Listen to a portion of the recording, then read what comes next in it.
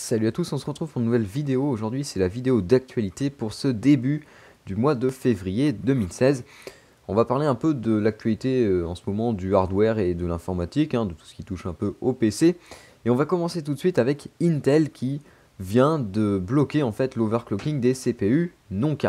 Alors depuis plus d'un mois maintenant, les constructeurs de cartes mères, c'est-à-dire Asus, MSI, Gigabyte et ASRock, avaient développé des BIOS qui permettait d'overclocker avec le chipset Z170, permettait d'overclocker les CPU non K, c'est-à-dire les CPU, donc tous les Core i3, les Core i5, donc le 6500, le 6600, les Core i7, 6700 et tout le bazar. Enfin, tous les processeurs qui normalement ne sont pas overclockables, puisqu'on est chez Intel, eh bien, grâce à ces BIOS modifiés, on arrivait quand même à les overclocker, donc c'était une bonne nouvelle. Malheureusement, ça n'a pas duré bien long, puisque ça y est, Intel vient de dire stop, on arrête, vous n'avez plus le droit de faire ça. Donc les constructeurs ont retiré de la circulation leur BIOS modifié. Et donc officiellement, on ne peut plus overclocker un CPU non K. Bon, vous pouvez toujours le faire en essayant de récupérer le plus vite possible avant qu'il disparaisse. Vous pouvez essayer de récupérer les BIOS qui ont été faits, donc vous pouvez les récupérer même si vous ne les installez pas. Vous les téléchargez, vous essayez de les mettre dans un coin au cas où ça vous servirait un jour. Mais je vous conseille de faire ça maintenant parce que il est possible que dans quelques semaines ce soit beaucoup plus dur de les retrouver.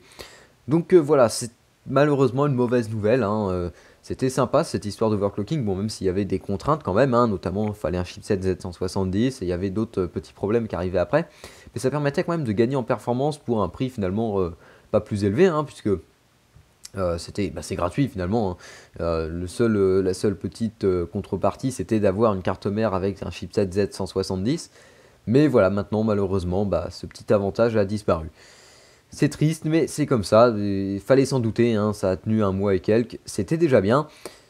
Voilà, on verra. Peut-être que sur la future génération, Intel libérera l'overclocking. Non, ça m'étonnerait, c'est pas la politique d'Intel, mais bon, ça peut changer.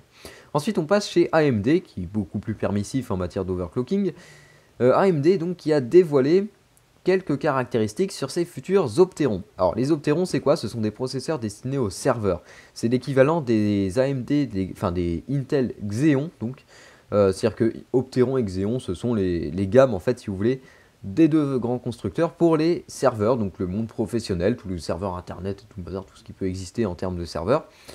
Donc ce sont des processeurs vraiment professionnels, qui sont assez différents quand même de ce qu'on a dans le grand public, mais s'en rapprochent quand même un peu. Et voilà, on a quelques caractéristiques quant à la future génération.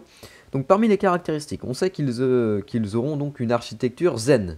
Donc on sait maintenant depuis un bon moment que AMD, donc ça fait déjà même ça va faire presque 2 ans même, que AMD travaille à développer sa future nouvelle, totalement nouvelle d'ailleurs, architecture, donc qui s'appellera Zen. Et donc les futurs Opteron adopteront cette nouvelle architecture, ce qui est quand même une bonne nouvelle. On sait également qu'ils auront 32 cœurs. Ça fait des gros processeurs, mais vous inquiétez pas. Pour les processeurs serveurs, c'est quelque chose de tout à fait normal. Les processeurs, donc les Intel Xeon, c'est pas rare d'en trouver avec 20 ou 30 cœurs, c'est pareil. On sait également qu'ils géreront la DDR4. Ça, c'est une très bonne nouvelle. Et la DDR4 avec 8 canaux. Bon, c'est normal, encore une fois, le monde professionnel est assez différent de ce qu'on a en grand public. Mais la bonne nouvelle, par contre, c'est qu'ils gèrent la DDR4. Si les Opteron gèrent la DDR4, on est quasiment sûr que nos futurs AMD FX, d'ailleurs c'est même sûr, géreront également la DDR4, ce qui est une bonne nouvelle. Donc on a quelques informations comme ça. On sait également qu'ils supporteront le PCI Express 3.0, ce qui est une bonne nouvelle puisque tout ce qui est AMD FX et AMD Opteron, il me semble, ne gère pas le PCI Express 3.0. C'est-à-dire que chez Intel, tous les processeurs Intel font le PCI Express 3.0. Donc ça paraît une évidence, mais pas chez AMD. Alors ça apporte quoi en fait de gérer le PCI Express 3.0? Et bien en fait la bande passante, donc le débit si vous voulez du port PCI Express, est doublé entre le 2.0 et le 3.0. Ça permet en fait de débrider si vous voulez les cartes graphiques. Alors pour le monde professionnel, ça pose problème parce que dans le monde professionnel c'est totalement différent de ce qu'on a dans le grand public. C'est-à-dire que ils ont des cartes graphiques en fait qui sont comme les Nvidia Quadro par exemple, qui sont des cartes graphiques qui ne sont faites que pour tourner sans forcément avoir d'écran. Ce sont des cartes graphiques qui sont là pour faire du calcul et pas pour afficher une image. Donc ce sont des cartes graphiques qui ont des puissances assez colossales et donc qui nécessite une forte bande passante. Et le fait de passer au 3.0 débride en fait cette bande passante. Ce qu'il faut savoir, c'est que pour le grand public, c'est-à-dire pour nos cartes graphiques à nous, même une 980 Ti ou une Titan X ne saturera même pas un port PCI Express 3.0 ou même 2.0. Le port PCI Express 2.0 n'est absolument pas obsolète du moment qu'il est en 16X.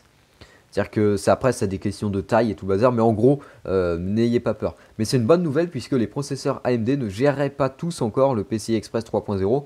Si les Opteron le gèrent, il y a de grandes chances pour que nos futurs AMD FX le gèrent également, parce que là, il faut dire qu'AMD est un petit peu à la bourre. Et enfin, une autre très bonne nouvelle, c'est qu'ils seront gravés en 14 nanomètres FinFET. Alors le 14 nanomètres, on sait que AMD le prépare depuis maintenant quelques mois. C'est une bonne nouvelle parce que si AMD arrive à faire donc une nouvelle architecture, un support de la DDR4 et tout le bazar, et en plus de ça à graver ses processeurs en 14 nanomètres, c'est vraiment une très bonne nouvelle parce que ça permettra à AMD de rattraper vraiment Intel sur ce point.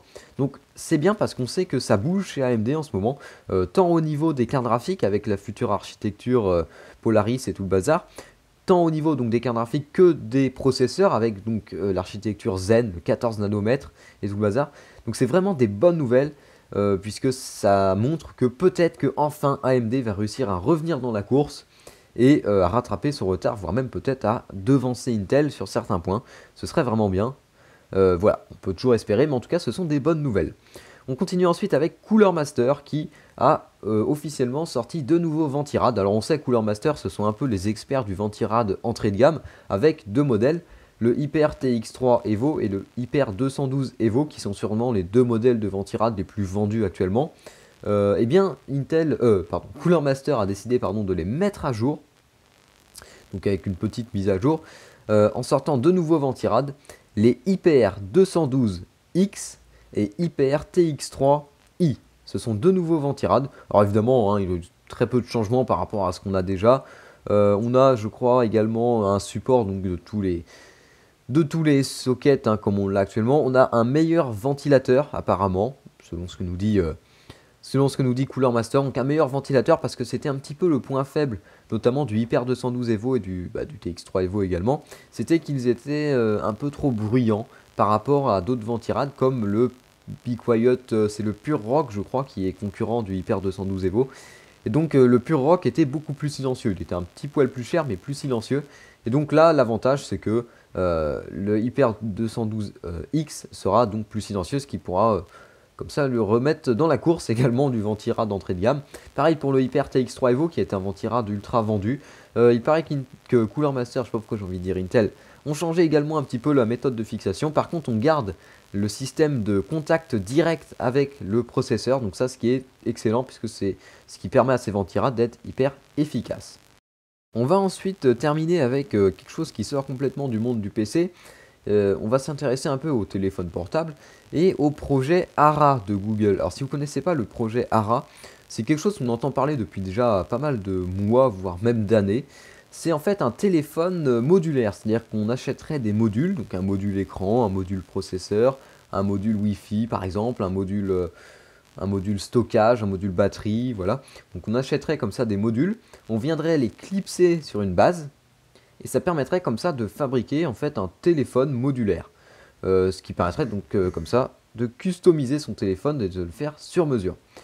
On sait que le projet Ara avance, parce que ça fait déjà pas mal de temps que Google nous en parle, mais on a eu des démonstrations avec des téléphones fonctionnels et tout le bazar, donc on sait que ça avance. Et grande nouvelle, on a des benches qui sont arrivés, donc sur GFX Bench, on a donc des benches du soi-disant Ara de Google, donc dans ça. Alors évidemment il existera plusieurs versions, ça dépend des modules que vous mettrez dedans, mais c'est une bonne nouvelle parce que si des benches sont arrivés, ça veut dire que Google a fait des tests, et ça veut dire éventuellement que peut-être on aura, dans un temps pas si lointain que ça, peut-être le projet Ara qui sera commercialisé, ce serait vraiment très bien. On sait, je crois que de tête il est sorti dans je sais plus quel pays qu'il a été, on va dire, où le projet a été développé à la plus grande échelle. Mais disons qu'on ne peut pas l'acheter, on ne peut pas aller dans un magasin et s'en faire monter un, enfin acheter les modules pour s'en monter un. Donc ce serait assez sympa que Google sorte enfin ce projet qu'on entend parler depuis pas mal d'années maintenant je crois. Parce que ce serait un peu comme on monte son PC, on monterait son téléphone. Ce serait assez sympa, moi j'aimais bien le concept. Donc voilà, c'est bien d'avoir des benches qui arrivent.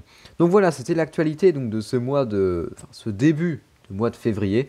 C'était bon, pas une actualité extrêmement chargée.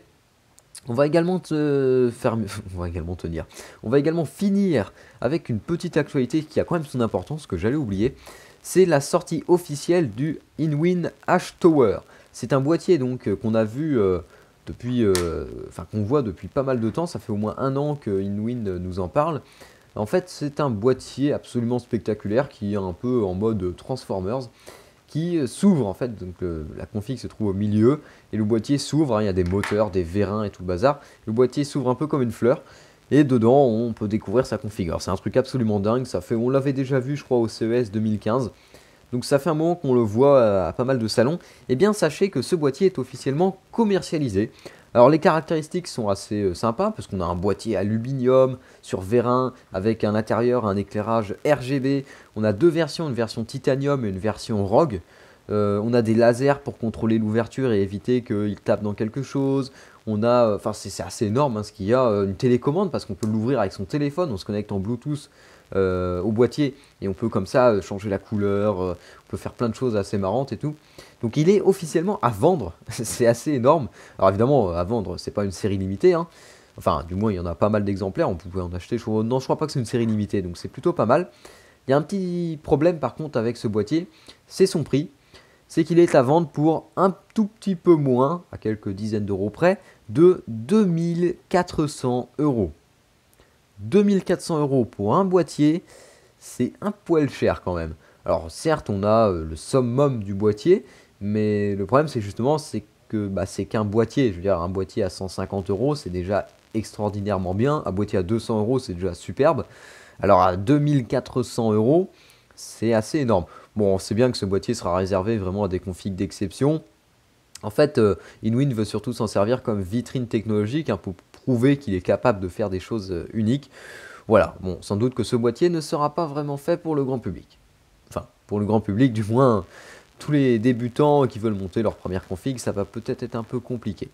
Voilà, donc c'était cette fois-ci fini pour de bon pour cette actualité du mois de février. On se retrouvera peut-être dans quelques semaines pour un futur débrief de l'actualité. En attendant, je vous dis salut à tous et à la prochaine.